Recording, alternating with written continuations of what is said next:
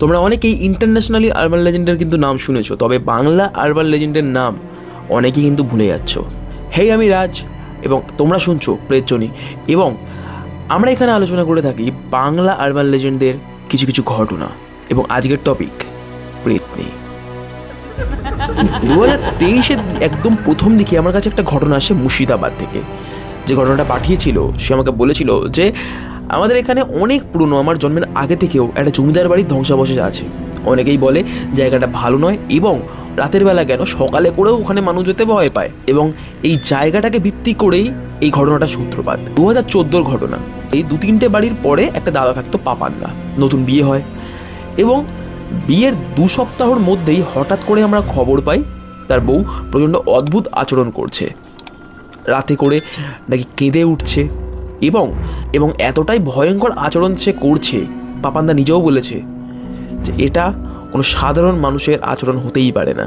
কাঁচা মাছ দেখলে ছুটে গিয়ে কাঁচা মাছ খেতে যাচ্ছে এবং মাছের গন্ধ নাকি তার অত্যন্ত প্রিয়, মাছের গন্ধ নাকি তার অত্যন্ত ভালো লাগছে।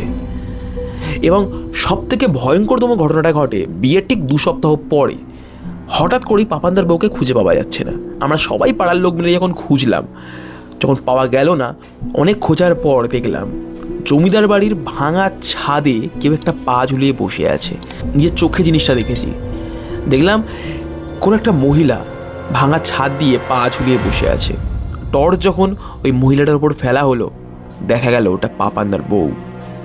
2টো পা ছাদ থেকে ঝুলিয়ে চুলগুলো খুলে দিয়ে খালি দুলছে নিজের মতন।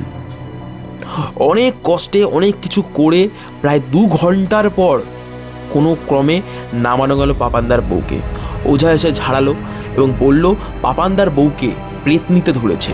প্রেতনিরা বেসিক্যালি সদ্যজাত বিবাহিত মহিলাদেরকেই বেশিরভাগ অ্যাটাক করে, এবং সন্ধেবেলা অথবা ভোরের বেলার দিকে এমন কোনো জায়গায় যদি চুল খোলা অবস্থায় কোনো সদ্যজাত বিবাহিত মহিলারা যায়, তবে প্রেতনিরা অনায়াসেই তাদেরকে ধরতে পারে।